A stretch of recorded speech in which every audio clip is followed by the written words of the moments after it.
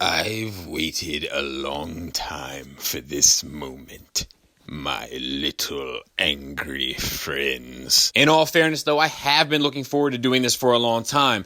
The Last Jedi is easily the most divisive Star Wars movie and maybe the most divisive movie ever. Maybe the most divisive event. I'm pretty sure in some record somewhere it's the American Civil War and then The Last Jedi. Let me start off by saying I'm a huge fan of the EU and Legends novels, so none of this is an attack on that. I'm really just a huge Star Wars fan, so seeing any iteration of these characters usually works for me, but I find this representation of Luke the most interesting, the most important, and the most meaningful, and I intend to tell you why. Let's start by looking at Luke briefly in the EU, and maybe I could do another video if this goes well and Luke in further detail in the EU, if you guys would like, but I think it's important to establish what people are kind of comparing this Luke off of, I feel like often in my mind. He does a lot of predictable things. Starts a Jedi Order, finds a young lass and settles down, has a son, deals with some more family drama, but pretty much at the end of the day becomes a lot like Clark Kent. It's almost as if the blue shirt with the red and yellow logo are sitting underneath those cloaks and robes and tunics. It's a lot of layers on Jedi. I feel like they would often, more times than not, find themselves uncomfortably hot. Looking at them makes me sweat at times, so to speak. It's also worth noting that he doesn't seem to age at all in the EU.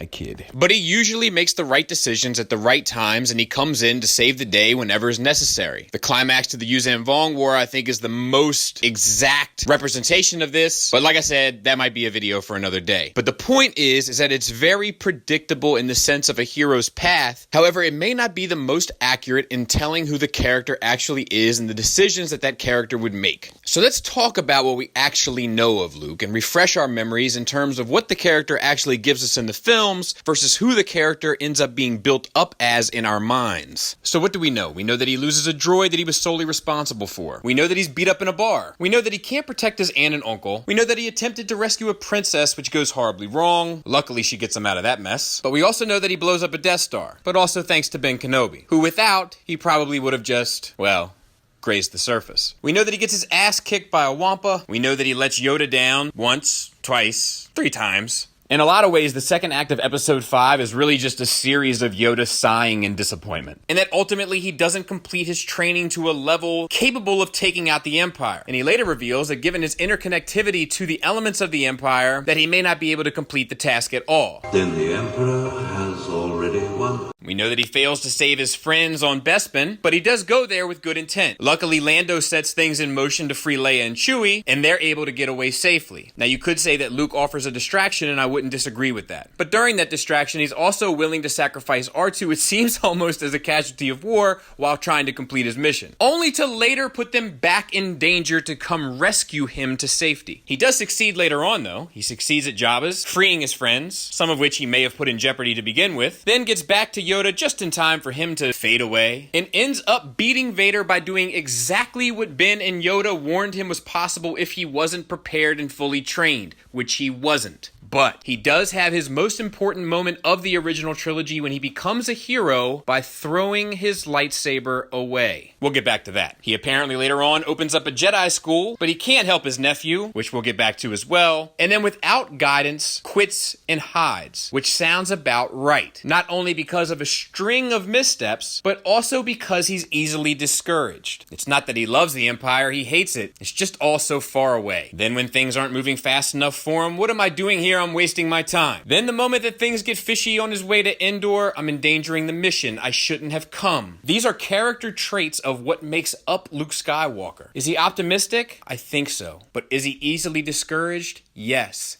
Is he also a bit naive? Yes. Does he also think that he always knows what's best in spite of what actually might be best? Yes. And I think that is a huge element of his character trait of being naive. A trait that most people, in my opinion, mistake as optimism. That's not to say he's not optimistic. It's just to say there may be more moving pieces at work here than many people realize on the surface. In spite of all that, Luke is always willing to act, and that is the key to what is the difference between this Luke and the sequel Luke, and that is where Luke fails. But we'll come back to that. And look, my point in all this is not to say that Luke isn't a hero. It's to say that he is a hero. but that he is a flawed hero. And those character flaws that we've seen that are consistent across the saga still remain. Let's get back to that lightsaber throwing moment, because we know it's an element that definitely rattled the fandom. But in order to get there, we have to look at who Luke is in this movie and why it makes sense. Not only does it make sense, but to Luke, it's heroic. In the time between 6 and 7, Luke has obviously been doing his homework. We know that because in a giant tree, he puts the sacred Jedi texts. So he's been doing his research. He probably knows more about the Force than he ever has, and he may be one of the more modern characters that's ever known as much as he does about the Force. And what did he find out? What did he deduct from what he has learned based on the events that have played out in his life? He arrived at the same conclusion that a lot of us arrive at when we look at the prequels, that he mentions by name in the movie, which is hubris. And he feels, the same as most of us, that the Jedi are a huge victim of hubris. That with that much power, it's very difficult and challenging to live in a world where you don't feel like you're the most important thing. He blames a lot of the failures of the universe on the arrogance of the Jedi, that the Jedi were unable to see the forest from the trees because they think that they're single-handedly responsible for saving the entire universe, when they didn't notice that a Sith Lord was right in front of their face, commanding them at the height of their presence and power. He sees it as a cycle, and to him, the only way to fix the cycle is to remove himself from it, being as though he sees himself or thinks of himself as the Last Jedi. We get the impression that the galaxy was a fairly peaceful place when he had started his school, and because he tried to pass on what he had learned to others, he holds himself responsible, in that very arrogant way that Jedi tend to, for the fall of Ben Solo from grace, thus plunging the galaxy back into another conflict. To him, that is the heroic choice. I don't even think it's what he wants to do. I think he feels as though it's his responsibility to remove himself from that scenario. They drive this home with him throwing the lightsaber over his shoulder. Is it jarring? Yes. Is it easy to watch? No. Because that's not the Luke we want to see. But it does make sense for who Luke is. And it does make sense that he would view his actions as the ultimate sacrifice. The last time that he plunged himself into the fire, he did a very similar thing. I'm sure that it's not that he loves the First Order, he probably hates it. But from his point of view, the only way to save the galaxy is to leave the galaxy. But he hasn't turned himself totally off to the idea of the Force nor the Jedi, because he keeps the text and he's reluctant to burn down the tree. Now, I've thought about this a lot, and I'm pretty sure that I needed this. I needed him to be cut off from the Force, because had he not been cut off from the Force, I'm not sure I could have ever forgiven him for not being there to save Han. It would always raise that question to people: why wasn't Skywalker there? If Skywalker was this strong with the Force and could feel the presence of his family, his friends, why wouldn't he know about this conflict? Why couldn't he perceive that possible future? Why wouldn't he intervene? Episode 7 really puts the creative people involved with making Episode 8 in a real pickle to explain why Luke wasn't there. The only way to circumvent that and to get out of that scenario is to say that he cut himself off from the Force.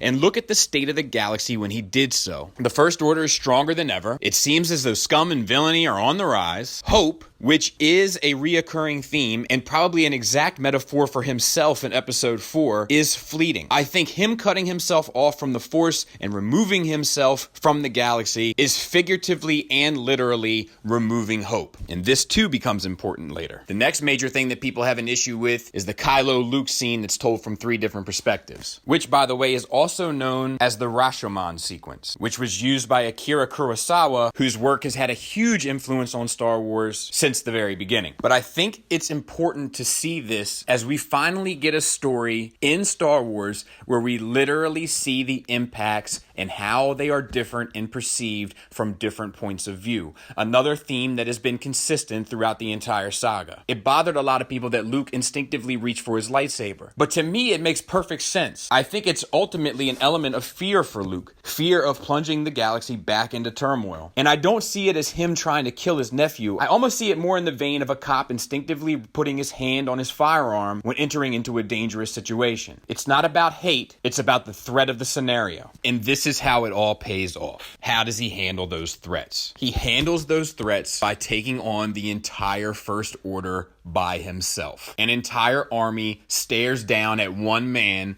and that one man wins by not even being there. This is important on a number of levels. It's important at face value because he finally recognizes and implements the teachings that Yoda has been trying to instill in him from day one. There's a meme that I saw that really brings this to light. It says Luke Skywalker's final act was to halt an army dead in its tracks by using the Force in a way that's ultimately revealed to be pacifistic and non-violent. That's arguably the most Jedi thing any character has ever done in any of these movies ever, and probably the truest realization of Yoda's teaching we've ever seen. Preach. That is the point here, and it works on so many levels. It works at face value. It allows the Resistance to get away and thus saves the Resistance from being utterly wiped out. It works on a teaching level where it teaches Kylo that his rage and his strike first, ask questions later sort of methods did only one thing up against a true Jedi Master, and that is waste your time and lose the battle, ultimately causing a failure for Kylo. And lastly, on a bigger level, we see at the end that the legend of his acts on Crate have reached out all over the galaxy. And we see that kid reflexively reach out and grab the broom with the Force. At first, it may seem like a very Disney tie a bow up on it at the end of the movie sort of message,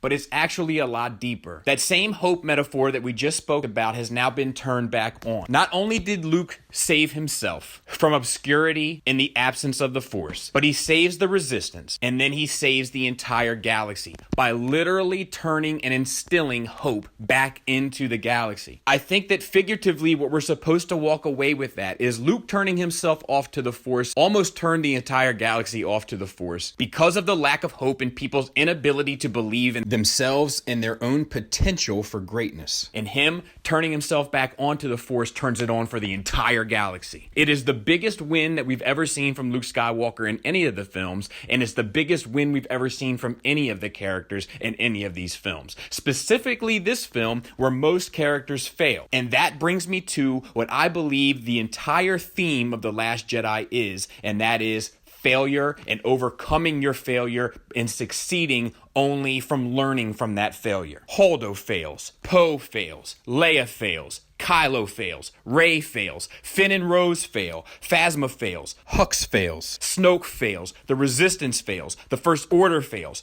Luke is the only one that doesn't fail. He succeeds only from learning from his failure, which he didn't realize in his philosophy that the Jedi failed from hubris, thus removing yourself from the scenario will help save the galaxy. The failure in that Yoda helps him see is that he's still subscribing to the same hubris. He still thinks that by removing himself, that act is what saves the galaxy. So it still comes down to his actions, or in this particular circumstance, his inability to act. But it still comes down to what he does, not to the fate, destiny, and will of the Force, along with your own willingness to act, which he finally realizes, and as a result has the greatest single-handed victory in the entire saga, making Skywalker the hero that we all think of him as, but he may not have ever proven on any real level. But now he finally has become that legend in a way that we never expected, in a way that we never suspected, and he did it in the most Jedi way we've ever seen. Perhaps the truest expression of the Jedi philosophy that we've ever seen. Which brings us to the final moment, his death, which I don't really view as much of a death, more so as a choice to ascend to the next level of learning. But that's up for interpretation, certainly up for a discussion for another time. But let me ask you this. Had we not seen it, and God forbid something would have happened to him between 8 and 9, similarly to what happened to Carrie, how would you feel of being robbed of the final chapter of Luke Skywalker? And let's keep in mind,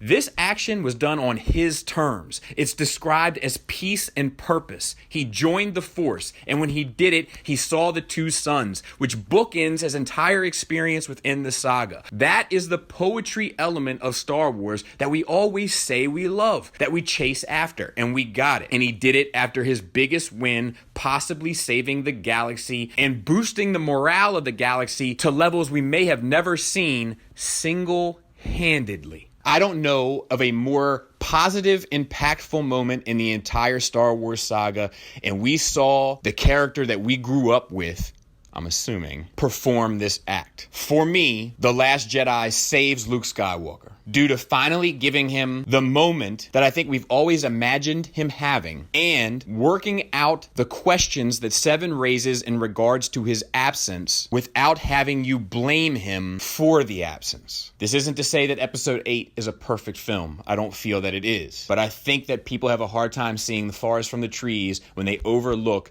just how great and how much care and how much passion was put into giving Luke Skywalker the greatest moment we've ever seen. Thanks for listening. Thanks for watching. Until next time, take care.